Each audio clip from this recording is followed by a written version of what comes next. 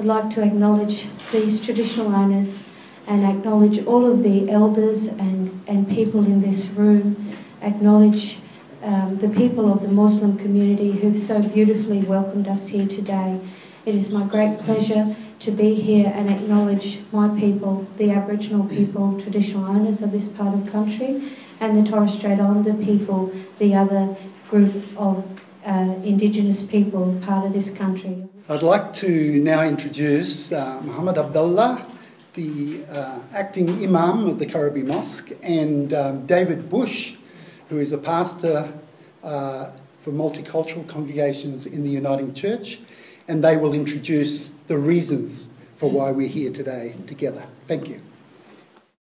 As Australian Muslims, we are standing today side by side with our Christian brothers and sisters and elders from Aboriginal and Torres Strait Islander communities to condemn all violence and to plead for peace and respect in our communities around Australia. Over the last few weeks, we have seen an escalation of violence in Iraq and Syria by a rogue group known as ISIS or ISIL. This group assumes the title of Islam and claims to having initiated an Islamic State. However, their violent and extreme actions have been condemned by national and international Muslim scholars and religious institutions and organizations. The horrors conducted overseas in the name of religion are crimes against humanity and sins against God. The Australian National Imams Council, the peak religious body of Australian Muslims, rejects ISIS and denounces their lies as a betrayal of Islam.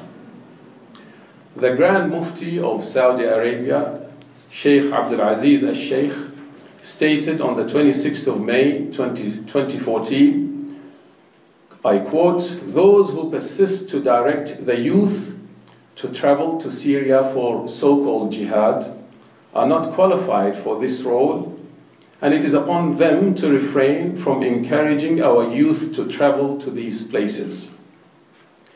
Grand Mufti Shawqi Al-Allam from Al-Azhar University, the oldest seat of Islamic learning, condemned ISIS and all of its atrocities in Iraq. The Mufti unequivocally denounced ISIS, stating that the group violates the tenets of Islam. The International Union of Muslim Scholars said that the Caliphate declaration by ISIS is null and void and lacks any realistic or legitimate standards. And the recent so-called fatwa issued by ISIS, making reference to Australia as a target, has no religious authority and must be condemned and rejected. However, such authoritative condemnations are not presented by politicians or media. Instead, with some exceptions, depictions of ISIS as Islamic or representative of Islam continues unabated, fueling the violence, anger, and discrimination against the Australian Muslim community. 13 years ago, the Kuraby Mosque, this same mosque in which you gather, was burned to the grounds. In fact, the first mosque in the world after the terrorist attacks of 9/11, this was the first mosque to be burned to the grounds, unfortunately. And so we must make sure that such extremist behavior is not repeated.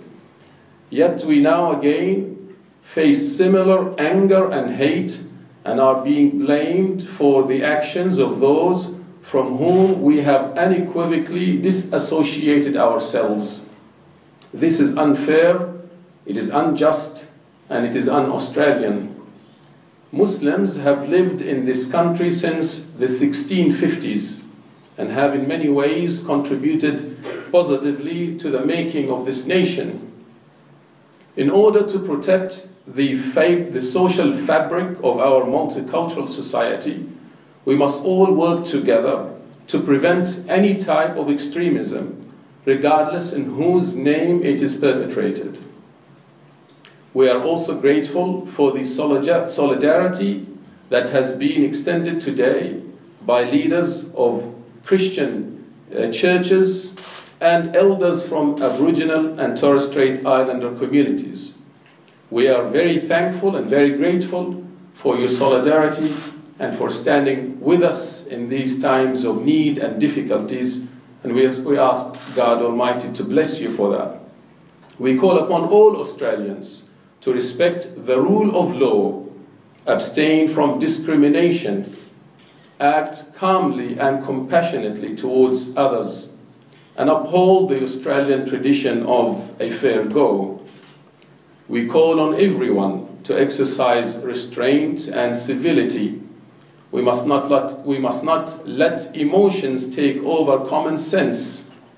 Community harmony should be maintained at all costs. Thank you so much for listening.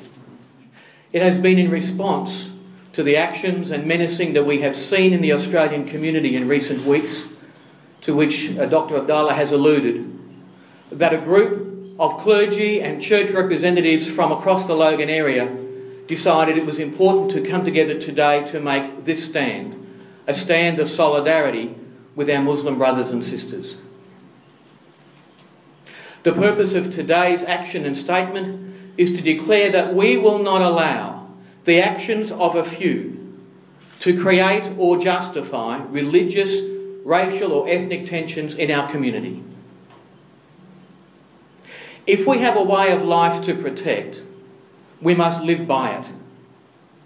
Any vitriol, hate or menace being directed against innocent people who themselves have disavowed violence does not reflect the best of our Australian community values.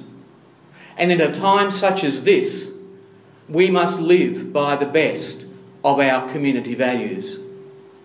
A way of life which some people believe needs to be defended by acts of violence, humiliation or intimidation against vulnerable and innocent people who themselves have disavowed violence is not a way of life worth defending at all.